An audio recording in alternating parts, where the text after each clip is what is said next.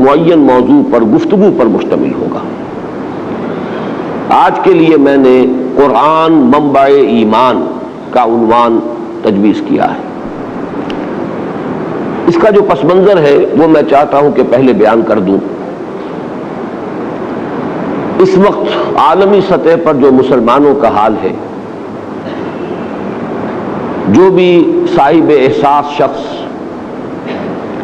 اس کے بارے میں غور کرتا ہے، اس کے سامنے کچھ سوالات آتے ہیں۔ انہی دنوں میں نے بعض تقاریر جو امریکہ میں اور سعودی عرب میں کی، ان میں نے ان سوالات کو دو اشعار کے حوالے سے سامنے رکھا۔ ایک علامہ اقبال کا وہ مشہور شعر جو ان کی مشہور نظم شکوہ میں آیا ہے، رحمتیں ہیں تیری اغیار کے کاشانوں پر اور برق گرتی ہے تو بیچارے مسلمانوں پر۔ اور دوسرے ہیں آج کیوں ذلیل کہ کل تک نہ تھی پسند گستاخی فرشتہ ہماری جناب میں۔ اس لیے کہ ایک طرف تو اگر ہم یہ دیکھیں کہ اس وقت ہم کبھی کبھی اس پر فخر بھی کرتے ہیں کہ 1 بلین سے زیادہ مسلمان دنیا میں ہیں، یعنی 1000 ملین سے زیادہ، 1 ارب سے زیادہ۔ پھر یہ کہ رقبہ کتنا وسیع و عریض ہے، انڈونیشیا اور ملائیشیا سے لے کر موریتانیہ تک سالڈ بلاک ہے۔ اس میں صرف بھارت بیچ میں آتا ہے، ایک تکون ایسی ہے کہ جس میں مسلمان اکثریت میں نہیں ہیں، لیکن اکثریت میں ہو نہ ہو وہاں بھی کم و بیش 20 کروڑ مسلمان آباد ہیں۔ اتنی بڑی تعداد، اتنا وسیع رقبہ، اور جتنے وسائل ہو سکتے ہیں سب وسائل اس علاقے میں موجود ہیں۔ آج کل کے اعتبار سے سب سے بڑی دولت تیل کی دولت، سیال سونا، اس کا سب سے بڑا ذخیرہ جو ہے وہ مسلمانوں کے پاس ہے۔ دولت کی کوئی کمی نہیں، انبار ہے دولت کی۔ اس سب کے باوجود جس شے کا نام عزت اور وقار ہے وہ مسلمانوں کے ہاں سے رخصت ہو چکی۔ مجھے علامہ اقبال کی وہ نظم جو ہے عبد القادر روہیلا پر جو لکھی ہے انہوں نے، اس کا آخری مصرع جو ہے وہ بعض اوقات جو ہے تڑپا جاتا ہے۔ عبد القادر روہیلا کی زبان سے یہ الفاظ ادا کیے ہیں علامہ اقبال نے کہ غیرت نام تھا جس کا گئی تیمور کے گھر سے، وہ کیفیت ہے کہ عزت نام تھا جس کا گئی اسلام کے گھر سے۔ عزت نہیں، وقار نہیں، بین الاقوامی سطح پر کوئی وزن نہیں۔ بڑے بڑے فیصلے بیٹھ کر لیے جاتے ہیں جن میں پوچھا تک نہیں جاتا۔ کہاں تو علامہ اقبال کا وہ شعر کہ خودی کے بارے میں کہا، خودی کو کر بلند اتنا کہ ہر تقدیر سے پہلے خدا بندے سے خود پوچھے بتا تیری رضا کیا ہے۔ کہاں یہ کہ مسلمانوں کی قسمتوں کے فیصلے ہو جاتے ہیں اوپر بیٹھ کر اور ان سے پوچھا تک نہیں جاتا۔ آخر اس کی وجہ کیا ہے آج کیوں ذلیل کہ کل تک نہ تھی پسند گستاخی فرشتہ ہماری جناب۔ دوسرا وہ جو میں نے عرض کیا کہ اغیار کو دیکھیے، آج میں جمعے میں تفصیل سے عرض کر چکا ہوں، وہاں ہمیں نظر آتا ہے کہ انتشار ختم ہو رہا ہے، بڑے پرانے دشمن گلے مل رہے ہیں، بڑے بڑے ملک یہاں تک کہ بر اعظم متحد ہو رہے ہیں، اور اس کے برعکس نقشہ یہ ہے کہ ہم تقسیم در تقسیم، تشتت و انتشار، تصادم ہی نہیں خوریز خانہ جنگی جو ہے شدید تصادم، اس کا نقشہ امت مسلمہ پیش کر رہی ہے۔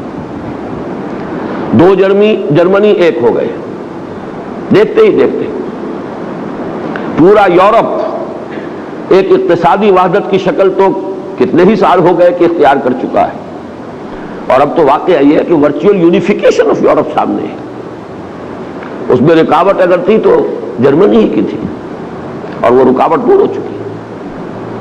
اور پھر وہ کولڈ وار کے پرانے حریف، پوری دنیا کی بین الاقوامی سیاست جو ہے اس کولڈ وار کے گرد گھومتی تھی، کبھی کنٹینمنٹ آف رشیا اور کبھی کنٹینمنٹ آف چائنا، اسی پر سارے نقشے بن رہے تھے، نیٹو اور سیٹو اور سینٹو اور میڈو، نہ معلوم کیا کیا کچھ، اور آج وہ ایک ہو رہے ہیں شیر و شکر۔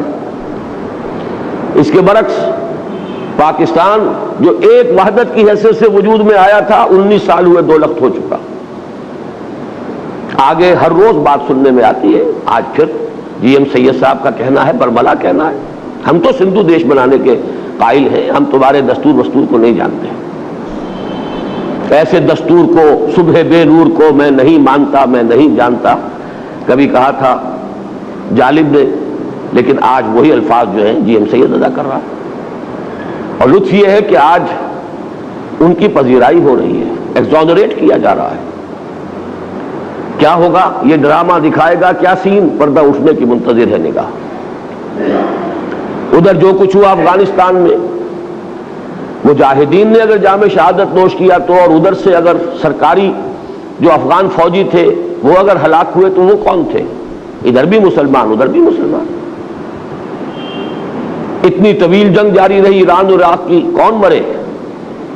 شیعہ سنی کا فرق تو ہمارے نزدیک ہے، پوری دنیا تو انہیں مسلمان مانتی ہے، چاہے ادھر مرے چاہے ادھر مرے، لاکھوں کی تعداد.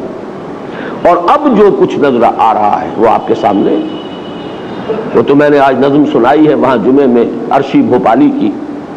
ڈاکٹر راشد رنداوا صاحب نے آج 1952 کی ایک یاد تازہ کر دی تھی. 1952 ہی میں نے یہ نظم شائع کی تھی عزم میں، جس کو میں ایڈٹ کرتا تھا جمعیت طلبہ کے ناظم کی حیثیت سے. اور اس کے اشعار مجھے یاد آئے ابھی اپنے اس سعودی عرب کے سفر کے دوران، ریاض میں یاد آئے تقریر کے دوران. پھر میں نے آج تلاش کیا اور وہ نظم مجھے مل گئی. جو الفاظ انہوں نے کہے تھے اس وقت کوریا کے بارے میں کہ یہ درندے خدا کی دھرتی کو، کوریا کی غریب بستی کو ناگاساکی بنا کے چھوڑیں گے، ہیروشیما بنا کے چھوڑیں گے. آج جو عالم عرب کا قلب ہے وہ اس خطرے سے دوچار ہے. تہس نہس ہو کر رہ جائے گا پورا علاقہ، وہ چاہے صدام حسین کے کیمیاوی ہتھیار ہو اور چاہے امریکہ کے ایٹمی ہتھیار ہو. تہس نہس تو وہی علاقہ ہوگا. یورپ اب اتنا سمجھدار ہو چکا ہے، وہ بالکل نیوٹرل ہو جائے گا. اور جو تیسری عالمگیر جنگ ہے اب وہ اس جگہ لڑی جائے گی. اس صدی میں 2 عالمگیر جنگوں میں یورپ برباد ہوا، تباہ ہوا. اب اسے عقل آ گئی ہے. اب یہ سارے ہتھیار جو ہے ٹیسٹ ہوں گے اس جگہ پر، تاکہ اصل نقصان انہیں نہ پہنچے، مسلمانوں کو پہنچے. اور ظاہر ہے ادھر سے بھی مریں گے تو مسلمان، ادھر سے مریں گے تو مسلمان. یہ ساری کیفیات ہیں. سوال ان دونوں کا ایک ہی بنتا ہے، ایسا کیوں ہے؟ اس کے 2 جواب ہیں جو مجھے قرآن مجید سے معلوم ہوئے. پہلا جواب بہت سادہ، بہت واضح، غیر مبہم. سورہ آل عمران کی آیت نمبر 139، وَلَا تَهِنُوا وَلَا تَحْزَنُوا وَأَنْتُمُ الْأَعْلَوْنَ إِن كُنتُم مُؤْمِنِينَ. مسلمانوں گھبراؤ نہیں، پریشان نہ ہو، ڈھیلے نہ پڑو، ہمتیں تمہاری پست نہ ہونے پائیں. ہمارا وعدہ ہے کہ تم ہی سربلند رہو گے اگر مومن ہوئے. اللہ کا وعدہ تو سچا ہے، اللہ جھوٹا نہیں ہے. معاذ اللہ ثم معاذ اللہ، اللہ ظالم نہیں ہے. اب اس آیت کو سامنے رکھیے، 2 ہی نتیجے نکل سکتے ہیں. یا معاذ اللہ ثم معاذ اللہ یہ کلام جھوٹا ہے، غلط ہے، یا پھر ہم مومن نہیں ہیں. مومن ہوں، افراد کی بات نہیں کر رہا. خال خال اس قوم میں اب تک نظر آتے ہیں، وہ کرتے ہیں اشک سحرگاہی سے جو ظالم وضو، ان کی بات نہیں ہے. جو اصل ہے حکم الاکثر حکم الکل. اگر اکثریت مسلمانوں کی مومن ہوتی تو کیسے ممکن تھا کہ ہم ذلیل ہوتے؟ ہم ذلیل ہیں تو لازم ہے کہ ہم مومن نہیں. اس پر ایک سوال پیدا ہوتا ہے کہ مومن نہیں ہے تو پھر کیا ہے؟ یہ ایک علمی مسئلہ ہے، میں حل کر دوں پھر میں اصل موضوع کی طرف آؤں گا. یہ سوال ذہن میں پیدا ہو سکتا ہے، جب ہم مومن نہیں ہیں تو کیا ہے؟ کیا کافر ہیں؟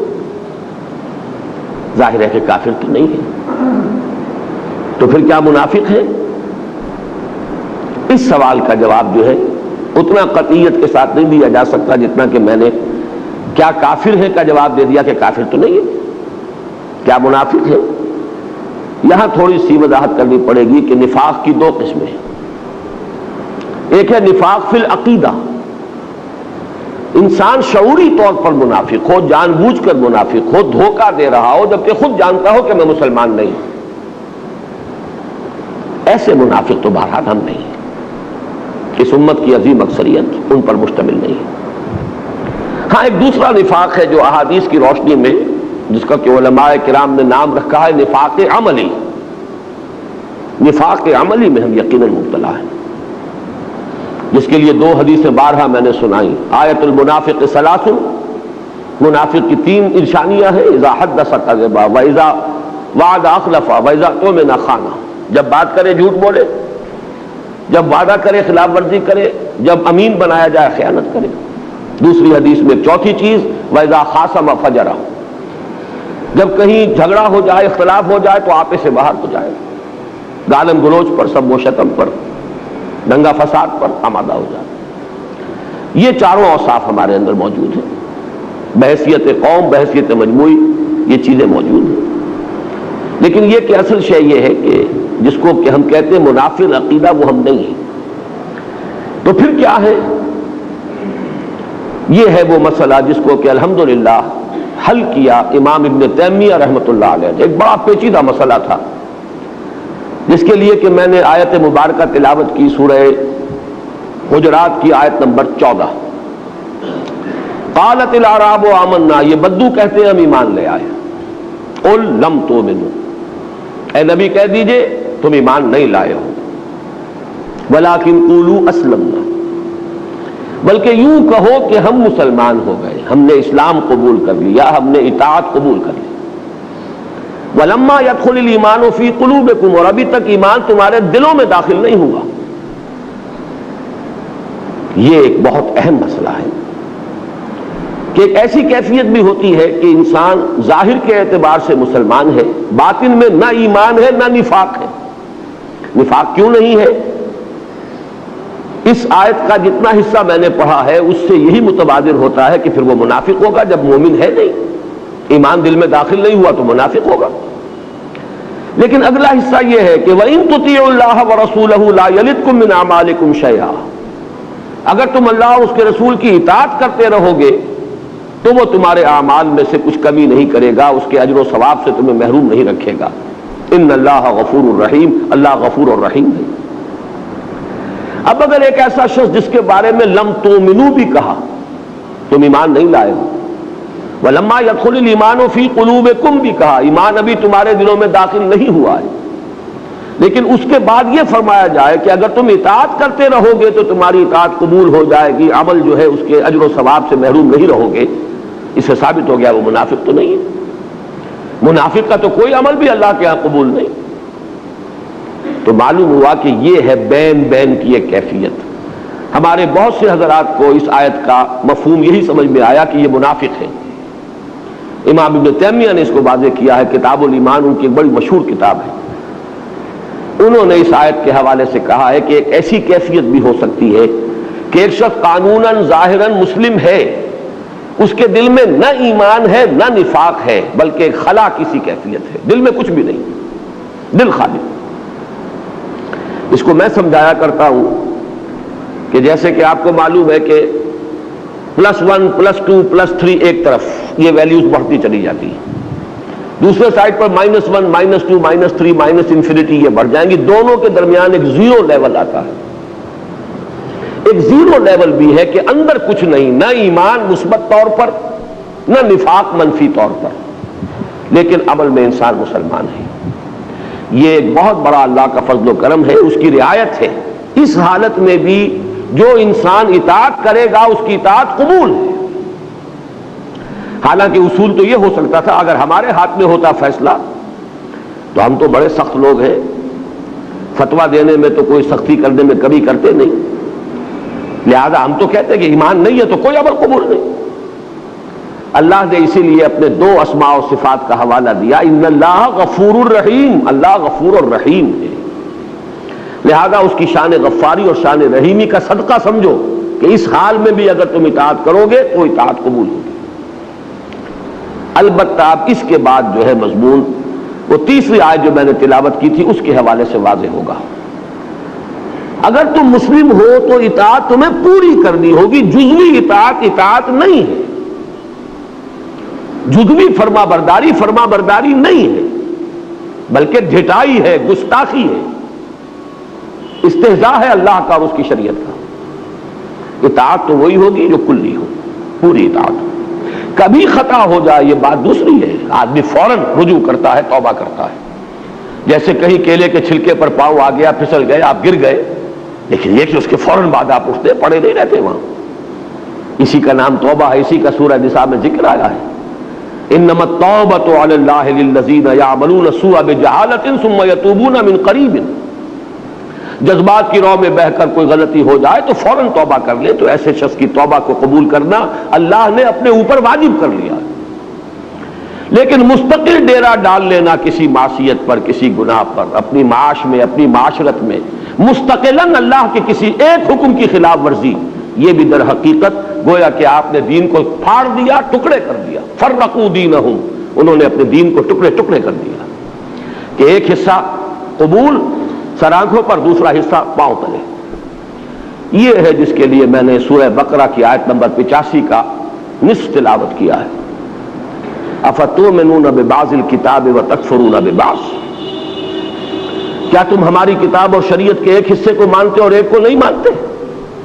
دونوں ہماری ہی کتاب کے حصے ہیں، دونوں حکم ہماری کتاب میں ہیں، ایک سر آنکھوں پر اور ایک پاؤں تلے روکتے رہے ہو۔ فما جزاء من يفعل ذلك منكم الا خزي في الحیاۃ الدنیا، تو جو کوئی بھی تم میں سے یہ طرز عمل اختیار کرے گا کہ دین کا کوئی حکم قبول اور کوئی حکم رد کر دیا جائے، اس کی کوئی سزا اس کے سوا نہیں ہے الا خزي في الحیاۃ الدنیا، کہ دنیا کی زندگی میں انہیں ذلیل و خوار کر دیا جائے، وَيَوْمَ الْقِيَامَةِ يُرَدُّونَ إِلَىٰ أَشَدِّ الْعَذَابِ، اور قیامت کے دن شدید ترین عذاب میں جھونک دیا جائے۔ یہاں وہ لفظ آ گیا خزیٌ، ذلت، رسوائی ہے آج کیوں ذلیل کہ کل تک نہ تھی پسند، گستاخی فرشتہ ہماری جناب، اس لیے ذلیل ہے کہ جو دیندار ہیں وہ بھی پورے کے پورے دین کے اوپر عمل کرنے کو تیار نہیں۔ کچھ نے عبادات کا دامن تھام لیا ہے، معاملات میں کوڑے، معاش میں حرام چل رہی ہے، اپنی معیشت میں، اپنی معاشرت کے اندر شریعت کے سری احکام جو ہے ان کو توڑا جا رہا ہے۔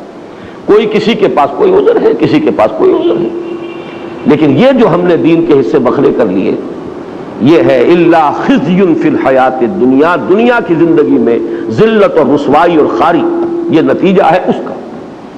اور قیامت کے دن جو کچھ ہونا ہے اللہ تعالیٰ معاف فرمائے، اس آیت سے تو ثابت ہو رہا ہے کہ جو بدترین کافر ہیں ان سے بھی زیادہ شدید عذاب ان لوگوں کو ہوگا، اشد العذاب، جنہیں عربی کی شد بد بھی ہے وہ بھی جانتے ہیں، یہ افعال التفضیل کا صیغہ ہے، یہ کمپیریٹیو ڈگری نہیں ہے، سپرلیٹیو ڈگری ہے۔ ایڈجیکٹوز کی وہ جو 3 فارمز ہوتی ہیں، یہ تو سپرلیٹیو، اشد العذاب، عذاب کی شدید ترین صورت جو ہے اس کے اندر جھونکے جائیں گے وہ لوگ جو دین کو اس طریقے سے تقسیم کر لیں کہ ایک حصہ قبول، ایک حصہ رد۔ اب آپ پوری امت کو دیکھ لیجیے ہمارا حال کیا ہے۔ زیادہ سے زیادہ دین نماز روزے کا ہے، 45 ہے کہ 44 ہے کہ 46 ملک ہے مسلمان، کسی ایک ملک کے اندر بھی وہ دین اپنی کلیت کے ساتھ، اپنی کامل صورت کے اندر کہیں نافذ ہے، قائم ہے؟ یہ ہے دوسرا جواب۔ اب ان دونوں جوابوں کو پھر جمع کر لیجئے تو ہمارے سامنے بس ایک حل ایک ہی رہ جاتا ہے، ایمان۔ لاؤ کہیں سے وہ ایمان، وہی آب نشاط انگیز۔ علامہ اقبال نے اس کو کہا تھا نا، اصل نامحکمی دل کی، یہ ہے اصل میں وہی تیری نہ بیماری، وہی نامحکمی دل کی، علاج اس کا وہی آب نشاط انگیز ہے ساقی۔ یہ نامحکمی دل کی، اور جس کو کہا ہے کہ یقین پیدا کرے ناداں، یقین سے ہاتھ آتی ہے وہ درویشی کہ جس کے سامنے جھکتی ہے فخوری۔ پہلے جواب کا تو لازمی نتیجہ یہی ہے کہ اگر ہماری ذلت ہے اس وجہ سے کہ ایمان نہیں ہے تو ایمان پیدا کر لیجئے، ذلت خود بخود عزت سے تبدیل ہو جائے گی۔ اور دوسرے جواب کا بھی اصل میں منطقی طور پر تجزیہ کر لیجئے، کل دین پر عمل اس حقیقی ایمان، یقین والے ایمان کے بغیر ممکن ہی نہیں۔ جزوی دین پر عمل تو ہم روایتی طور پر بھی کرتے ہیں، کچھ خاندانی روایات ہے، کچھ معاشرتی روایات ہے، کچھ قومی روایات ہے، کچھ ہمارا کلچر ہے، کچھ ہماری تہذیب ہے، کچھ بچپن سے کچھ چیزوں کی عادت پڑ گئی ہے۔ یہ جزوی جو ہے عمل وہ در حقیقت دین پر عمل نہیں ہے، بلکہ یہ ہمارا کلچر ہے، ہماری ایک تہذیب ہے، ہمارا ایک تمدن ہے، ہماری کچھ روایات ہیں۔ کل دین پر عمل کرنے کے لیے وہ یقین والا ایمان درکار ہے، وہ ہوگا تو پھر کل کے کل دین پر عمل ہوگا۔ اور جب تک وہ نہیں ہوگا یہ ذلت اور رسوائی سے نجات پانا ممکن نہیں. لہذا اب تک جو میں نے گفتگو کی ہے وہ ذرا پھیلی ہے، لیکن پھر ایک نقطے کے اوپر سمٹ آئی ہے کہ اصل شے جو درکار ہے وہ ایمان ہے، وہی آب نشاط انگیز، وہی یقین والا ایمان، وہی قلبی ایک یقین و اذعان کی کیفیت، جس کو کہ انگریزی کے الفاظ میں اگر میں ادا کروں بہت سے حضرات زیادہ سمجھ سکیں گے کہ ایک ہے ریشیل کریڈ، ایک ہے پرسنل کنوکشن. زمین و آسمان کا فرق ہے. عشق تاب صبوری ہزار فرسنگست. ریشیل کریڈ تو اس لیے ہے کہ کسی خاص طبقے میں آپ پیدا ہوئے، ایک نسل سے ہیں، جو اس نسل کے لوگ مان رہے ہیں آپ بھی مان رہے ہیں. اور پرسنل کنوکشن ہوتا ہے جبکہ آپ کنونسڈ ہو کہ یہ حق ہے. وہ پرسنل کنوکشن والا جس کو یقین کہا گیا، کلا لو تعلمون علم الیقین، وہ علم یقین تو یہاں حاصل ہونا چاہیے، عین الیقین تو آخرت میں حاصل ہوگا. آنکھوں سے پھر جب آپ حقائق جب دیکھ لیں گے تب تو عین الیقین ہو جائے گا. الہاکم التکاثر حتی زرتم المقابر کلا سوف تعلمون ثم کلا سوف تعلمون کلا لو تعلمون علم الیقین لترون الجحیم ثم لترونها عین الیقین ثم لترونها ثم لتسألن یومئذ عن النعیم. جب تک وہ علم الیقین حاصل نہ ہو دنیا میں تو ہماری حالت درست نہیں ہو سکتی. اب ہے اصل سوال وہ کہاں سے ملے.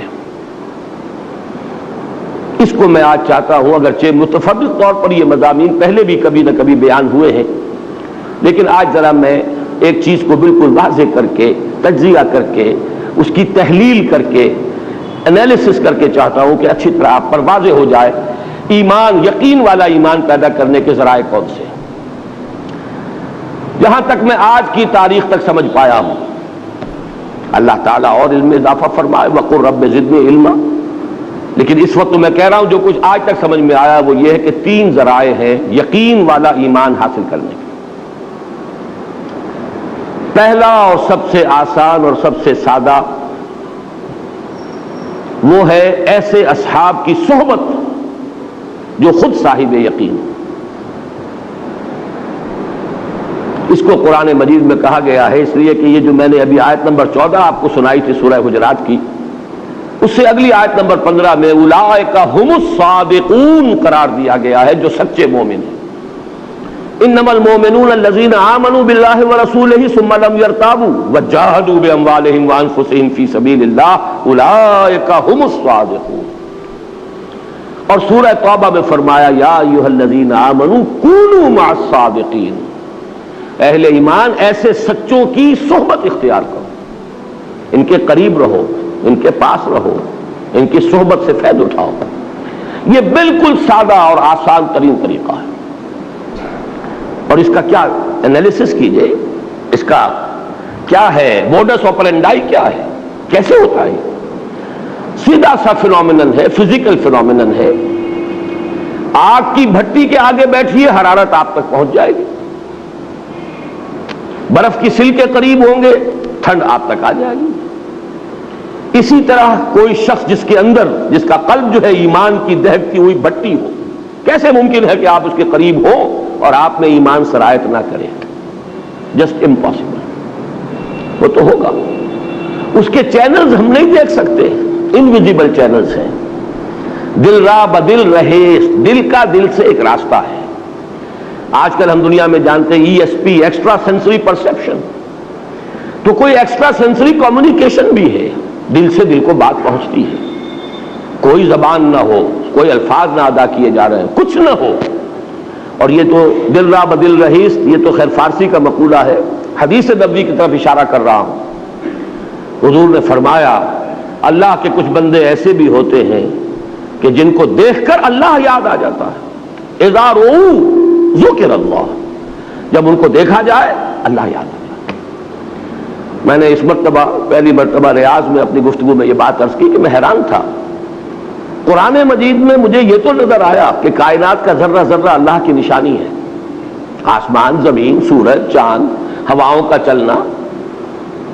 ان فی خلق السماوات والارض واختلاف الليل والنهار والفلك التي تجري في البحر بما ينفع الناس وما انزل الله من السماء من ماء فاحيا به الارض بعد موتها وبث فيها من دابة وتصريف الرياح والسحاب المسخر بين السماء والارض لآيات لقوم يعقلون. لیکن کسی انسان کے آیت اللہ ہونے کا تصور قرآن مجید سے مجھے نہیں ملا تھا. تو میں حیران ہوتا تھا ایرانیوں پر کہ آیت اللہ کیسے کہہ رہے تھے کسی کو. لیکن پھر میرا ذہن منتقل ہوا، وہ جنہیں آیت اللہ کہتے ہیں وہ آیت اللہ ہے یا نہیں اس سے علیحدہ بحث ہے، وہ معاملہ علیحدہ ہے، لیکن آیت اللہ ہو سکتا ہے. جب حدیث کہہ رہی ہے نشانی کا کام یہی تو ہے کہ اس کو دیکھ کر کوئی اور یاد آ جائے، یہی تو نشانی کا فنکشن ہے. اذا رؤوا ذکر اللہ، جب ان کو دیکھا جائے تو اللہ یاد آ جائے. تو یہ لوگ، اور یہ ذہن میں رکھیے وعدہ ہے، یہ حضور صلی اللہ علیہ وسلم کی دی ہوئی خبر ہے، لا تزال فی امتی طائفۃ قائمین علی الحق، دنیا ایسے لوگوں سے خالی کبھی نہیں ہوگی. تو آسان ترین راستہ تو یہ ہے ان کی صحبت، ان کا قرب. اور اس کو اس اعتبار سے بھی نوٹ کر لیجئے، صحابہ کرام کے ایمان کو جو تمام اہل ایمان کے ایمان سے افضل سمجھا جاتا ہے، تو اگرچہ دو اگلے چینلز جو میں بیان کروں گا وہ بھی ان کو حاصل تھے، اس سے بھی انہوں نے ایمان حاصل کیا ہے، قسم کیا ہے، لیکن یہ کہ ان کی خصوصی فضیلت اسی بنیاد پر ہے کہ وہ جو سب سے زیادہ دہکتی ہوئی بھٹی تھی ایمان کی، ایمان مجسم محمد الرسول اللہ صلی اللہ علیہ وسلم، ان کی صحبت انہیں حاصل ہوئی. لہذا ان کے اس قرب سے اور ان کے ان صحبت سے جو ایمان انہیں حاصل ہوا ہے وہ کسی بھی غیر صحابی کو، صحابہ کے بعد کے دور کے کسی بڑے سے بڑے ولی کو بھی وہ ایمان حاصل نہیں ہو سکتا. اور یہ اہل سنت کا مجمع علیہ عقیدہ ہے کہ ادنا سے ادنا صحابی کا ایمان بعد میں بڑے سے بڑے ولی، اللہ کے بڑے سے بڑے یعنی قریب قرب رکھنے والے بندے کے ایمان سے بھی افضل ہے. ایک ذریعہ تو یہ ہے، لیکن انالیسس کیجئے تو یہاں ایک سوال باقی رہ جاتا ہے. ایسے صاحب یقین جو صرف صاحب یقین نہیں، صاحب مجاہدہ اور صاحب جہاد بھی ہوں، اس لیے کہ ڈیفینیشن وہی رکھی ہے سامنے، صرف وہ نہیں کہ جو صرف مراقبے ہی کرتے رہ جائیں ساری عمر، بلکہ وہ وجاہدوا فی سبیل اللہ باموالہم وانفسہم، وہ ایمان ہے حقیقی ایمان. انما المؤمنون الذین آمنوا باللہ ورسولہ ثم لم یرتابوا وجاہدوا باموالہم وانفسہم فی سبیل اللہ اولئک ھم الصادقون. ایسے صادق مل جائیں، ان کی صحبت اختیار کر لی جائے، ایمان حاصل ہو جائے گا. بڑا ہی آسان نسخہ ہے، لیکن خود وہ کہاں سے آئیں گے؟ نبوت کا دروازہ تو بند ہو چکا، اب ان کو بھی تو پیدا کرنا ہوگا کہیں اسی دنیا میں. لہذا یہ بات تو ظاہر ہو گئی کہ اگر وہ مل جائے تو بڑی آسانی حاصل ہو جائے گی، ان سے ایمان حاصل کیا جا سکتا ہے، ان کے قرب سے، ان کی صحبت سے. وہ خود کہاں سے آئیں گے؟ اس سوال کو باقی رکھیے ذہن میں، وہ آگے حل ہوگا. دوسرا ذریعہ ایمان کا وہ ہے عمل. اس کو میں نے کئی مرتبہ واضح کیا ہے، یہ ایک دو طرفہ پروسیس ہے، دو طرفہ عمل ہے. ایمان سے عمل پیدا ہوتا ہے، عمل سے ایمان میں اضافہ ہوتا ہے. ایمان کا اضافہ پھر عمل کے اندر اضافے کا ذریعہ بنتا ہے، اور عمل کا یہ مزید اضافہ پھر ایمان میں اضافہ کرتا ہے. اس کو پیچ کی مثال سمجھیے کہ پیچ ہر چکر کے ساتھ آگے بڑھے گا، یا اگر واپس کھینچ رہے تو ہر چکر کے ساتھ ادھر آ جائے گا. اسی طریقے سے ایک لفظ آپ استعمال کرتے ہیں انگریزی میں، وشس سرکل. وشس سرکل جو ہے وہ سمی دائرہ ہے. آپ نے ایک کام برا کیا، اس کے نتیجے میں ایک برائی پیدا ہوئی، اس نے اور برائی کو جنم دیا، پھر اس سے اور برائی بڑھ گئی، اس سے پھر اور برائی جو ہے پیدا ہوئی. یہ تو وشس سرکل چل رہا ہے. اور اس کا کانورس، اس کا برعکس بھی ہو سکتا ہے. ایک بہت ہی صحت بخش، بہت ہی صحیح، بہت ہی عمدہ مفید چکر. وہ کیا ہے؟ ایمان کی اگر تھوڑی سی پونجی ہے، اس کو لے کر عمل شروع کر دیجئے، عمل بڑھے گا. اسی کو کہا گیا زادتہم ایمان ما زادہم الا ایمانا و تسلیما. ایمان بڑھتا ہے. اللہ کی راہ میں جہاد کیجئے، اللہ کی راہ میں انفاق کیجئے، نیک عمل کیجئے، ایمان بڑھے گا. جب ایمان بڑھے گا اب آپ کے انفاق اور جہاد میں اور اضافہ ہو جائے گا، اب اس سے آپ کا ایمان اور بڑھے گا. یہ ہے وہ سرکل جس سے کہ آپ دائرے کے اندر جیسے کہ وہ گول سیڑھیاں ہوتی ہیں، آپ اوپر چڑھتے چلے جائیں گے. یہ ہے ایمان بذریعہ عمل. اور میں آج جو منتخب نصاب میں ہمارا سورہ حجرات کا سبق ہے، آخری آیات کا، اس کے حوالے سے اس نقطے کو واضح کرنا چاہتا ہوں یہی وجہ ہے کہ سورہ حجرات کی جو لاسٹ بٹ ون آیا ہے، پہلی آخری سے پہلی، اس میں اس حقیقت کو کھولا گیا۔ اگر تم اسلام لے آئے ہو، چاہے ابھی ایمان تمہارے دلوں میں داخل نہیں ہوا، لیکن اگر تم اطاعت کرو گے تو ایمان حاصل ہو جائے گا۔ اسی لیے فرمایا گیا ہے یمنون علیک ان اسلموا، اے نبی یہ آپ پر احسان دھر رہے ہیں کہ ہم اسلام لے آئے۔ قل لا تمنوا علی اسلامکم، کہہ دیجئے ان سے کہ تم مجھ پر اپنے اسلام کا کوئی احسان نہ دھرو، بل اللہ یمن علیکم ان ہداکم للایمان ان کنتم صادقین، اللہ تم پر احسان دھر رہا ہے، احسان جتا رہا ہے کہ تمہیں اس نے ایمان کے راستے پر ڈال دیا ہے۔ اب اگر عمل کرو گے، اطاعت کرو گے تو ایمان پیدا ہو جائے گا۔ یہ ہے وہ در حقیقت ایمان بذریعہ عمل۔ اور یہ میں اب توجہ دلا دینا چاہتا ہوں، ہمارے دور کی ایک بہت بڑی دینی تحریک یا مذہبی تحریک کہیے، وہ اسی طریقے کو اختیار کیے ہوئے ہیں، وہ ہے تبلیغی جماعت کی تحریک۔ یہی وجہ ہے ان کے ہاں اصطلاح ہے ایمان کی محنت۔ وہ عمل کے ذریعے سے اپیل کرتے ہیں، نکلو اپنے گھر سے، ماحول سے، دفتر سے، کاروبار سے، بازار سے، منڈی سے، ہر چیز سے نکلو اور نکل کر آ جاؤ۔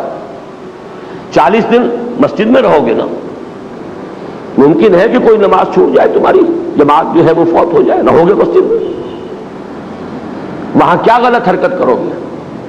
ٹیلی ویژن نہیں، کوئی اور غلط جو ہے کوئی داعیات وہاں موجود نہیں۔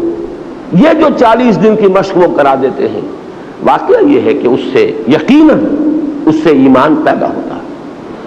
میں اس کا قائل ہوں، اور یہ نہ سمجھیے کہ آج کہہ رہا ہوں، یہ تو جو میرا کتابچہ اسلام کی نشت ثانیہ سن 67 کی تحریر، اسی میں اس قرآن اکیڈمی کا نقشہ ہے جو اس وقت اللہ کے فضل و کرم سے بنی ہوئی اور ہم اس میں بیٹھے ہوئے ہیں، وہ سارا تذکرہ اسی میں، وہی اس انجمن کا مینیفیسٹو ہے، اس میں نے اس کو تسلیم کیا۔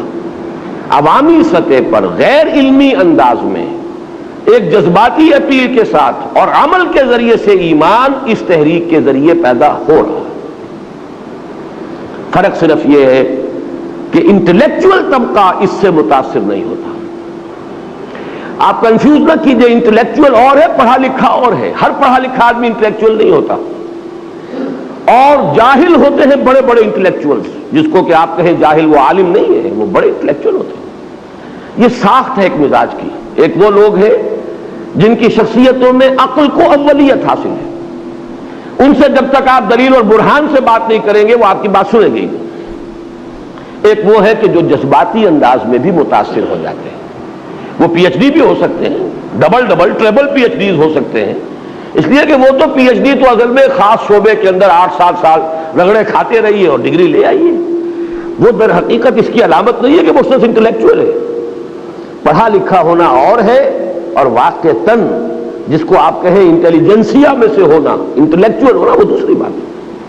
اور آپ کو مل جائیں گے ایسے لوگ کہ جو دستخط کرتے نہ کر سکتے ہو اور صرف وہ انگوٹھا لگاتے ہو، لیکن بات ایسی کریں گے منطقی کہ بڑے سے بڑے پڑھے لکھے لوگوں کو ان کے نیچے سے زمین کھسکا دیں۔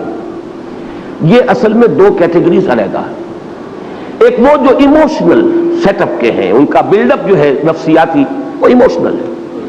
ایک وہ جو ریشنل ہے، بنیادی طور پر ریشنل لوگ متاثر نہیں ہوں گے۔ اور یہ جو انٹلیکچوئل مائنورٹی ہے، یہ ہے اصل شے، معاشرے کے اندر ایفیکٹو یہ ہے، اس لیے کہ یہ برین ٹرسٹ ہے سوسائٹی کا۔ اگر یہ کنورٹ نہیں ہوگا تو معاشرہ ایز اے ہول کبھی کنورٹ نہیں ہوگا، چاہے عوامی سطح پر ایموشنل انداز میں آپ کتنے ہی لوگوں کو کنورٹ کر لیں۔ یہ صغرا کبرا ہے میرا۔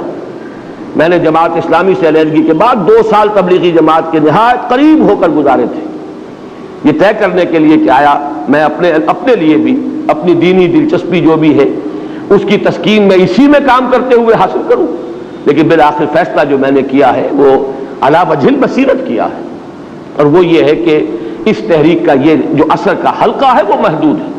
پھر اس کے سامنے انقلاب ہے ہی نہیں، نظام کی تنفیذ ہے ہی نہیں۔ ایک محدود جگہ پر صرف دعوت و تبلیغ کے درجے کے اندر نیکی کا پرچار تو ہو رہا ہے، لیکن یہ کہ اس سے آگے کی کوئی منزل ان کے سامنے نہیں۔ بہرحال میں اس وقت جو بحث کر رہا تھا وہ صرف اس اعتبار سے کہ ایک ایمان عمل کے ذریعے بھی پیدا ہو سکتا ہے، لیکن 2 باتیں یہاں پر بھی نوٹ کر لیجئے۔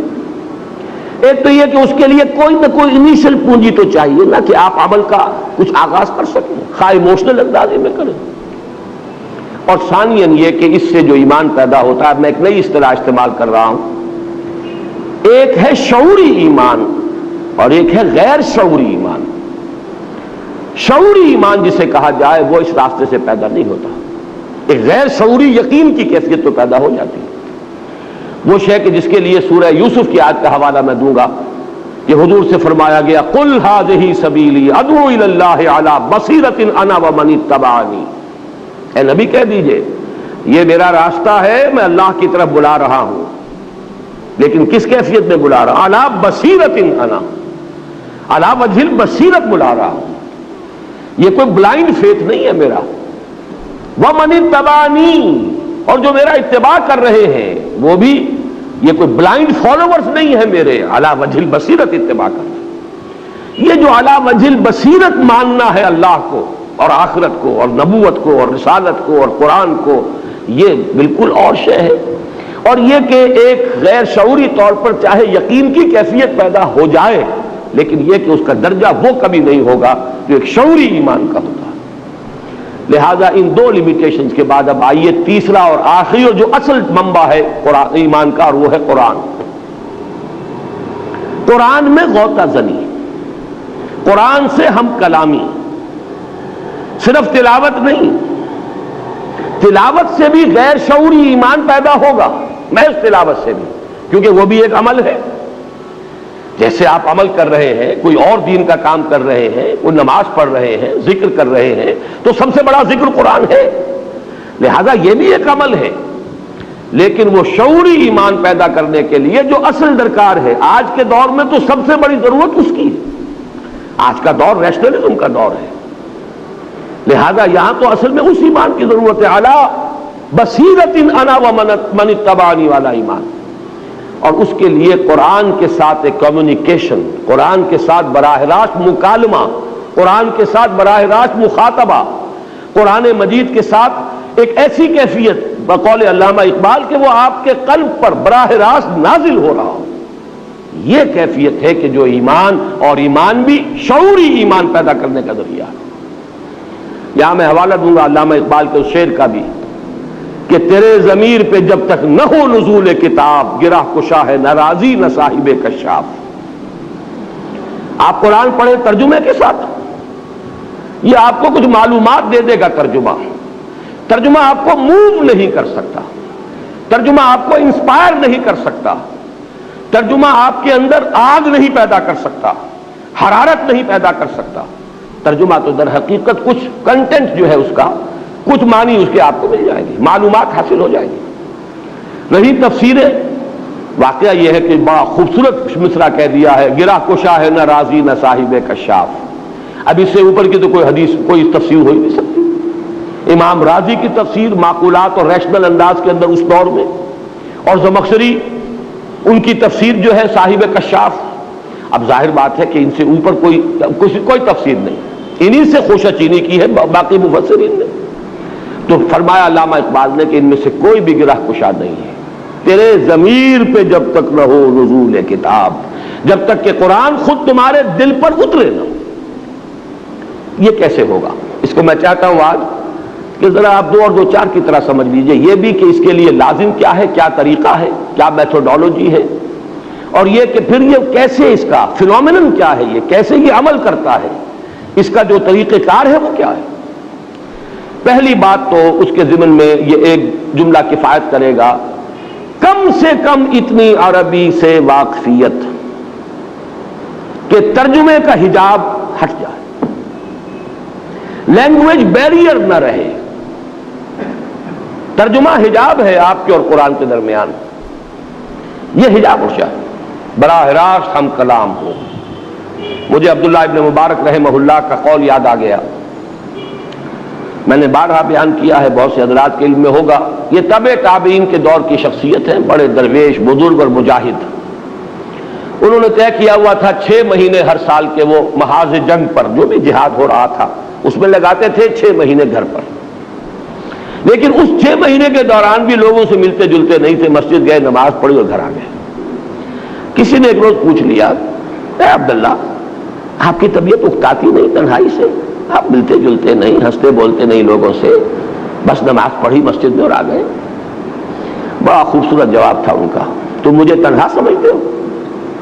میں تنہا نہیں ہوں، بلکہ شعر یاد آ گیا ہے مجھے اکبر الہ آبادی کا، پہلے وہ سن لیں۔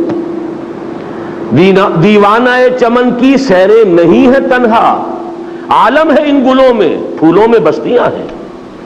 میں چمن میں جاتا ہوں تو میں تنہا نہیں ہوتا، یہ تو ایک ایک پھول کے اندر ایک عالم ہے۔ دیوانہ چمن کی سیریں نہیں ہے تنہا، عالم ہے اس چمن میں، پھولوں میں بستیاں ہیں۔ بہرحال انہوں نے جو جواب دیا وہ یہ تھا، میں جب قرآن پڑھتا ہوں تو اللہ سے ہم کلام ہوتا ہوں، جب حدیث پڑھتا ہوں تو صحبت نبوی سے فیضیاب ہوتا ہوں، تم مجھے تنہا سمجھ رہے؟ قرآن سے ہم کلام ہونا، یا کم سے کم قرآن کو موقع دیجئے کہ وہ آپ سے ہم کلام ہو۔ ایک تو یہ کہ آپ قرآن سے ہم کلام ہو، آپ اپنے مسائل پیش تو کیجئے قرآن کے سامنے، غوطہ زنی کیجئے، پھر جواب لیجئے، اس سے ملے گا جواب آپ کو۔ حضرت علی کی وہ روایت میں نے بارہا سنائی ہے، فرماتے ہیں کہ حضور نے ارشاد فرمایا، انہا ستکون فتنۃ، ان قریب ایک بہت بڑا فتنہ رونما ہوگا۔ فرماتے حضرت علی کہ میں نے سوال کیا، مل مخرج منہا یا رسول اللہ، اے اللہ کے رسول اس فتنے سے نکلنے کا راستہ کون سا ہوگا؟ اب جو جواب ارشاد فرمایا ہے، کتاب اللہ فیہ خبر ما قبلکم ونبأ ما بعدکم وحکم ما بینکم۔ فتنے سے بچانے والی اور نکالنے والی ایک ہی شے ہے، وہ اللہ کی کتاب ہے، اس میں تم سے پہلوں کے بھی حالات ہیں، تمہارے بعد کے لوگوں کی بھی، بعد کی خبریں بھی موجود ہیں، تلاش تو کرو، اور تمہارے مابین جتنے اختلافات پیدا ہوں گے ان کا حل موجود ہے، تلاش کرنا ہے۔ جس کو اقبال نے تعبیر کیا ہے، قرآن میں ہو غوطہ زن اے مرد مسلمان، غوطہ زنی درکار ہے۔ یہ جان لیجئے کہ قرآن سے ہم کلام ہو، یہ تو اعلیٰ درجہ ہے، جیسے حدیث جبرائیل میں آیا ہے کہ احسان کی دو تعبیریں کی گئی، ان تعبد اللہ کانک تراہ فإن لم تکن تراہ فإنہ یراک۔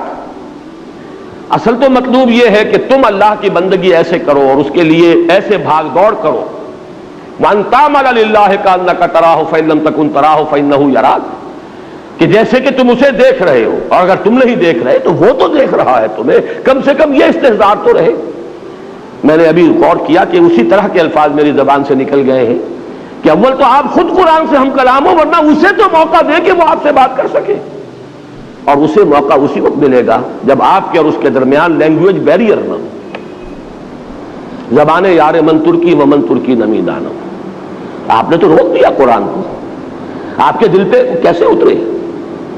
وہ تو ظاہر بات ہے، یہ اس کی شرط لازم ہے، اتنی واقفیت عربی زبان سے کہ قرآن آپ سے براہ راست ہم کلام ہو جائے، لینگویج بیریئر نہ رہے۔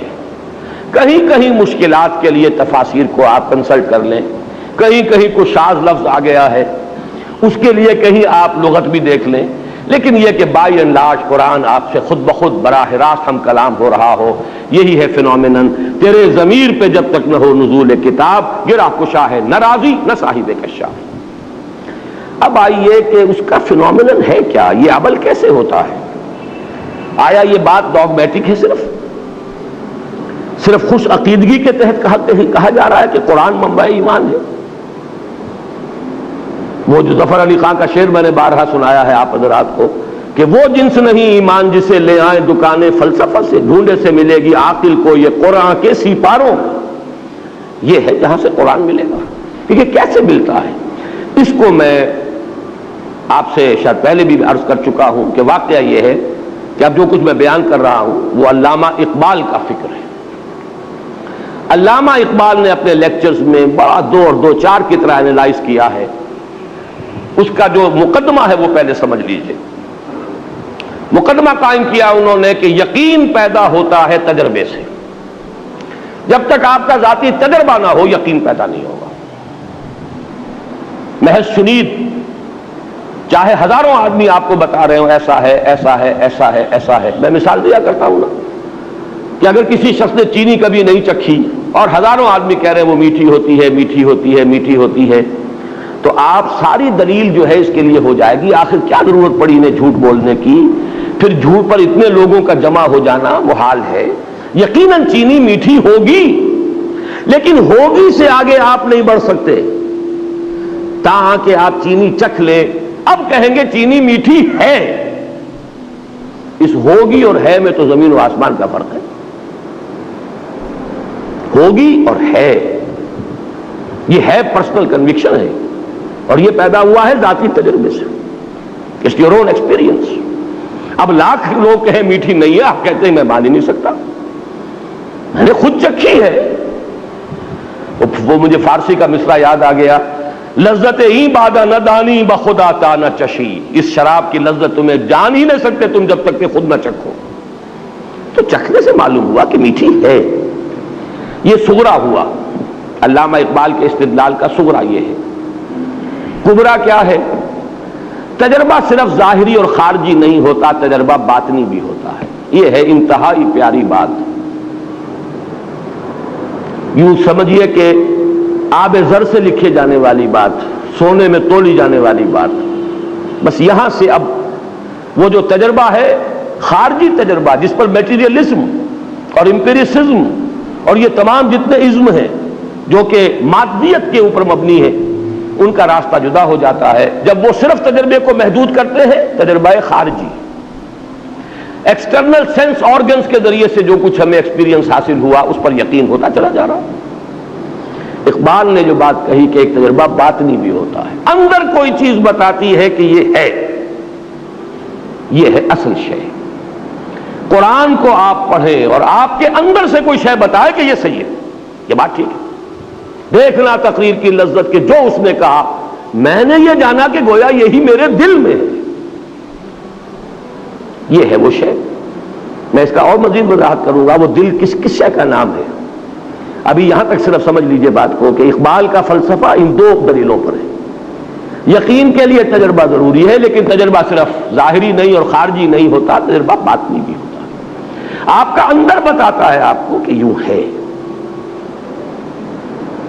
یہ جو شے ہے قرآن کو پڑھتے ہوئے، جب قرآن آپ سے ہم کلام ہو، اگر آپ کو اندر سے گواہی ملے کہ یہ صحیح ہے، وہ ہے وہ باطنی تجربہ جس کو ہم یوں کہہ سکتے ہیں کہ کوئی سمپیتھیٹک وائبریشن آپ میں پیدا ہوئی ہے۔ قرآن نے آپ کے شخصیت کے کسی باطنی تار کو چھیڑا ہے۔ یہ الفاظ زبان پر آئے ہیں تو مجھے ماہر صاحب کا شعر یاد آ گیا، ایسے کچھ تار بھی ہیں ساز حقیقت میں نہاں، چھو سکے گا نہ جنہیں زخم و مضراب حواس۔ یہ حواس جو ہے ہمارے جو ایکسٹرنل سینس آرگنز ہیں، بعض حقیقت کے تار ایسے بھی ہیں جن کو یہ حواس نہیں چھو سکتے، یہ کچھ اور شے انہیں چھوتی ہے، انہیں حرکت میں لاتی ہے، اس سے نغمہ نکلتا ہے۔ وہ جو ہے ایسے کچھ تار بھی ہیں ساز حقیقت میں نہاں، چھو سکے گا نہ جنہیں زخم و مضراب حواس۔ وہ تار ہیں جس کو اب میں تجزیہ کر کے بتا رہا ہوں وہ شے کیا ہے۔ وہ ہے آپ کی وہ روح جس نے آپ کو انسان بنایا ہے، وہ روح ملکوتی، وہ ڈیوائن سپارک، وہ آپ کا روحانی وجود جس کا منبع، جس کا مسکن دل، یہ ہے جس کا احساس ہے، احساس باطنی ہے۔ یہ روح دیکھتی بھی ہے، قرآن مجید کہتا ہے نا فَإِنَّهَا لَا تَعْمَى الْأَبْصَارُ وَلَكِن تَعْمَى الْقُلُوبُ الَّتِي فِي الصُّدُورِ۔ آنکھیں اندھی نہیں ہوئی تھی ابو جہل کی اور ابو لہب کی، دل اندھا ہو گیا تھا۔ یہ دل کا اندھا ہونا کیا ہے؟ دل دیکھتا ہے یعنی روح دیکھتی ہے، دل سنتا ہے یعنی روح سنتی ہے، اور دل کا احساس ہے، پرسپشن ہے دل کی، وہ ہے در حقیقت وہ جو اس کا انٹرنل، اس کا تجربہ ہے۔ آپ کا دل گواہی دیتا ہے، یعنی آپ کی روح وجد میں آتی ہے قرآن کو پڑھ کر۔ ایک بزرگ ہے اگی میں، وہ بہت ہی سادہ انداز میں بات کیا کرتے ہیں، بڑی پیاری بات ایک دفعہ انہوں نے کہی کہ قرآن اور ہماری روح یہ ایک ہی گاؤں کے رہنے والے ہیں، پہچانتے ہیں ایک دوسرے کو۔ روح کہاں سے آئی؟ یہ سلونہ کا روح قل روح من امر ربی، اور یہ قرآن کہاں سے آیا؟ اس قرآن کا منبع بھی وہی ہے جو ہماری فطرت کا منبع ہے، فطرت اللہ التی فطر الناس علیہا۔ وہ روح جو ہم میں پھونکی گئی ہے اس کو اللہ نے کہا ہے من روحی فاذا سویتہ ونفخت فیہ من روحی فقعوا لہ ساجدین۔ جب میں اس آدم کو تیار کر لوں، تخلیق مکمل کر دوں، نوک پلک سوار دوں. سورہ ہجر میں بھی یہ آیت آئی ہے انہی الفاظ میں, اور سورہ صاد میں بھی آئی ہے. فَإِذَا سَوَّيْتُهُ وَنَفَخْتُ فِيهِ مِن رُوحِي فَقَعُوا لَهُ سَاجِدِينَ. اپنی روح میں سے پھونک دوں تو گر پڑنا اس کے سامنے سجدے. وہ روح ہے ہمارے اندر, اور یہ روح وجد میں آتی ہے. قرآن اس پر نازل ہوتا ہے, وہ وجد میں آتی ہے. یہ وجد ہے وہ کیفیت. اسی کو میں نے چونکہ امام ابن تیمیہ کا نام آج آیا ہے, ان کے ایک شاگرد رشید حافظ ابن قیم رحمہ اللہ, ان کی ایک کتاب ہے الفوائد, چھوٹے چھوٹے شذرات ہیں. مفکرین جو ہے ان کی ایک تصنیفی کیفیت یہ بھی ہوتی ہے, ایک تو یہ کہ ایک مکمل کتاب کا نقشہ بنا کر اس کے ابواب اور اس کی بحثیں, اور ایک یہ کسی وقت کوئی خیال آ گیا, کسی وقت کوئی اور خیال آ گیا, تو ایک طرح سے شذرات سے بن جاتے ہیں. تو الفوائد حافظ ابن قیم کی ایک ایسی کتاب ہے کہ قرآن کو پڑھتے ہوئے مختلف اوقات میں جو کیفیات وارد ہوئی ہیں انہوں نے علیحدہ علیحدہ, وہ اس کا کوئی باہمی ربط نہیں ہے. وہ الفوائد, اس میں ایک جو ہے اس میں لکھتے ہیں اللہ کے کچھ بندے ایسے بھی ہیں جو قرآن کو پڑھتے ہیں تو یوں محسوس کرتے ہیں کہ وہ مصحف سے نہیں پڑھ رہے بلکہ قرآن ان کے لوح قلب پر درج ہے, وہاں سے پڑھ رہے. اتنی ہم آہنگی ہوتی ہے ان کے فکر, ان کی سوچ, ان کے احساس, ان کی باطنی کیفیات, ان کی روحانی واردات اس میں, اور جو کچھ قرآن کہہ رہا ہے, اتنی ہم آہنگی ہوتی ہے, ایسی سمپیتھیٹک وائبریشن ہوتی ہے قرآن کو پڑھتے ہوئے کہ پھر ان کو وہ یقین کامل حاصل ہوتا ہے کہ جو میری فطرت کا منبع ہے وہی اس کلام کا منبع ہے. اور فطرت کا منبع کون ہے؟ فطرت اللہ التی فطر الناس علیہا, وہی اس کلام کا متکلم ہے. یہ فینومینن ہے, یہ طریقہ ہے جس سے قرآن اب ایک شعوری ایمان آپ کو عطا کرے گا.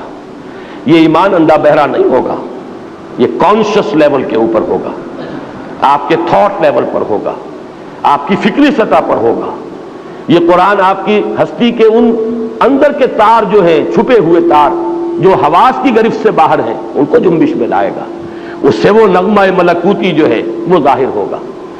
اور اسی کو میں نے, جیسا کہ آپ حضرات کے علم میں ہے, سورہ نور کا جو رکوع ہے آیات نور والا, اس کے دروس میں اسی بات کو واضح کیا کہ ایمان جس شے کا نام ہے وہ نور ہے, اور یہ نور دو نوروں سے مل کر وجود میں آتا ہے, دو نوروں کے امتزاج سے. نور علی نور, ایک نور نور فطرت ہے یعنی نور روح جو اندر موجود ہے, ایک نور نور وحی ہے قرآن پاک جو اس کے سامنے آتا ہے.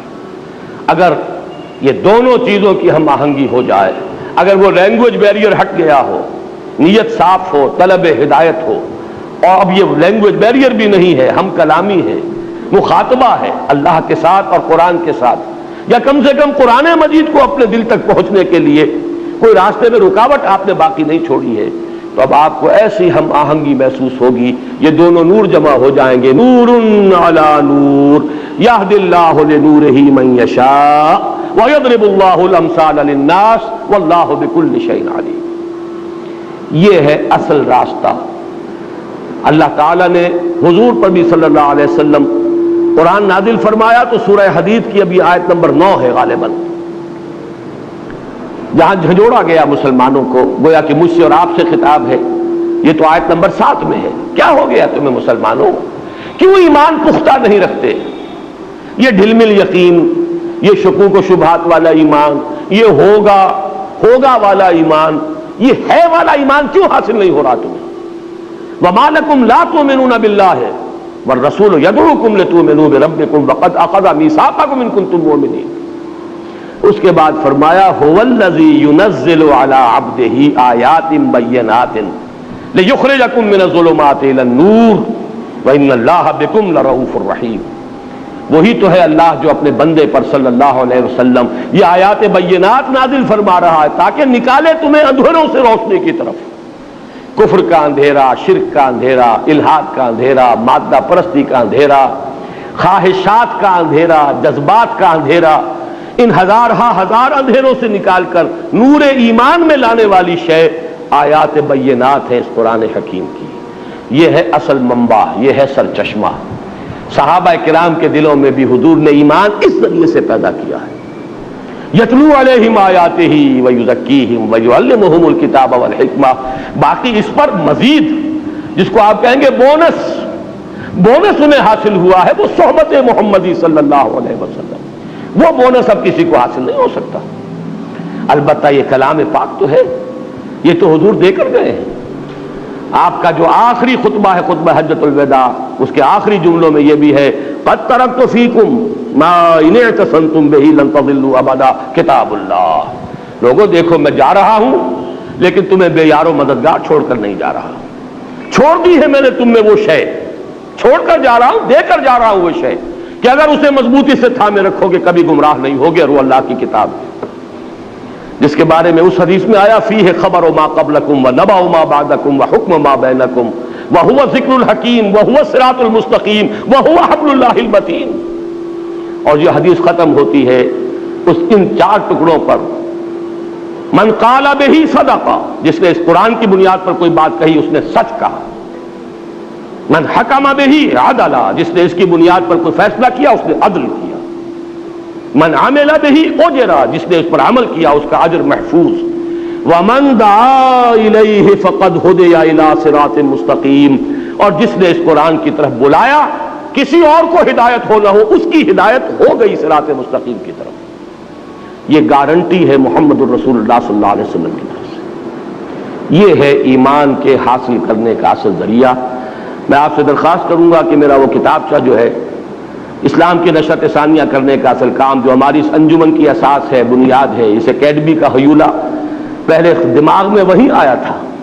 اللہ کا فضل و کرم ہے، آپ حضرات کا تعاون ہے کہ جو وہ نقشہ دماغ میں بنا تھا وہ زمین کے اوپر بھی ایک عالم واقعہ کے اندر بھی ظہور پذیر ہوا۔ اب یہ کہ اس کے بطن سے ولادت مزید ہو گئی ہے قرآن کالج کی، لیکن اس کے پورے فکر اور فلسفے کو میں نے نفی نہیں کی، میں نے تبلیغی جماعت، میں نے مانا کہ اس کے ذریعے سے عوامی سطح پر ایک نان انٹلیکچوئل لیول پر ایمان پیدا ہو رہا ہے، لیکن ہماری اصل کمی کیا ہے؟ انٹلیکچوئل لیول پر ایمان۔ ھذہ سبیلی ادعو الی اللہ علی بصیرۃ انا ومن اتبعنی، وہ ایمان جو ہے اس کا منبع اور سرچشمہ صرف اور صرف قرآن ہے، لیکن اس سے استفادے کے لیے شرط لازم زبان کے بیریئر کو اس درجے کم سے کم ہٹا دینا کہ آپ قرآن سے براہ راست ہم کلام ہو، یا قرآن کو کم سے کم اپنے آپ سے ہم کلام ہونے دیں، رکاوٹ نہ ڈال دیں زبان کی درمیان میں۔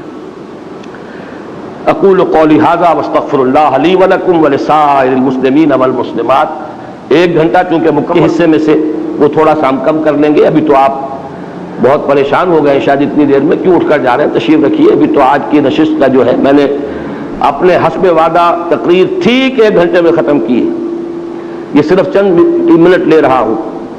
جو حالات اس وقت ہیں شرق اوسط کے، عالم اسلام کا قلب، عالم عرب کا قلب، جتنے خطرناک اندھیروں کے اندر اور جتنے زبردست جو خطرات ہیں ان سے دوچار ہیں۔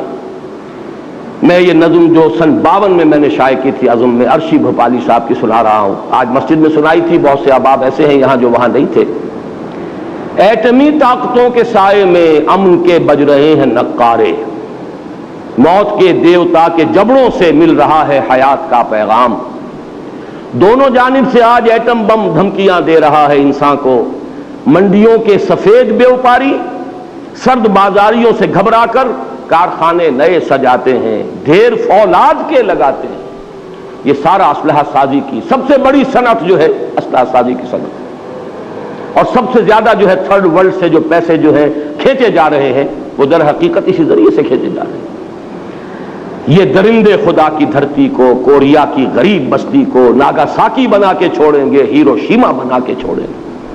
یہ ریاض میں جب میں گفتگو کر رہا تھا 2-3 دن قبل، تب مجھے یہ اچانک یہ شعر یاد آئے تھے کہ بین ہی وہ بات جو عرشی بھوپالی نے کہی تھی کوریا کے بارے میں، اب شاید وہ اس عرب علاقے کے اندر وہ بات جو ہے بالکل ایک واقعہ کا روپ دھار کر سامنے آئے گی۔ اس کے بعد جو اس کے اندر آئے ہیں مصرے، وہ آپ سے مخاطب ہو کر کہے گئے، ساتھیوں مشعلوں کو تیز کرو۔ یہ مشعل تو قرآن کی ہے جو ہمارے پاس ہے، ہم نے تو بجھا رکھا ہے اسے، ہم نے نہ اس سے خود اپنے باطن کو مستنیر کیا، نہ دنیا تک اس کا نور پر پہنچنے دیا، خزانے کا سانپ بن کر بیٹھ گئے۔ جنہوں نے بھی کچھ ہمت کی ہے، جو بھی کچھ آگے بڑھے ہیں، جنہوں نے کچھ تعاون کیا ہے، جنہوں نے کچھ اس سلسلے میں وقت لگایا ہے، جنہوں نے کچھ عربی سیکھنے کی کوشش کی ہے، جنہوں نے کچھ اپنا وقت جو ہے اس کی قربانی دے کر کچھ استعداد فراہم کی ہے، جو کچھ اس دعوت اور درس و تدریس قرآن کا کام کر رہے ہیں، وہ سب سنیں اس مصرعے کو کہ اپنی جد و جہد کو تیز سے تیز تر کرو۔ ڈاکٹر نسیم الدین صاحب نے مجھ سے اجازت مانگی 2-3 منٹ کی، میں سمجھتا ہوں کہ یہی بات وہ کہنا چاہتے ہیں جو میں کہہ رہا ہوں کہ عمل کے اوپر ابھارا جائے۔ ساتھیوں، مشعلوں کو تیز کرو، جنگ بازوں کا ملک گیروں کا قافلہ تیز گام ہے کتنا، جنگ بازوں کا ملک گیروں کا موت کے سر پھرے نقیبوں کا قافلہ تیز گام ہے کتنا۔ یہ ڈسٹرکشن کے جو مبلغ ہیں وہ کتنے تیزی کے ساتھ آگے جا رہے ہیں۔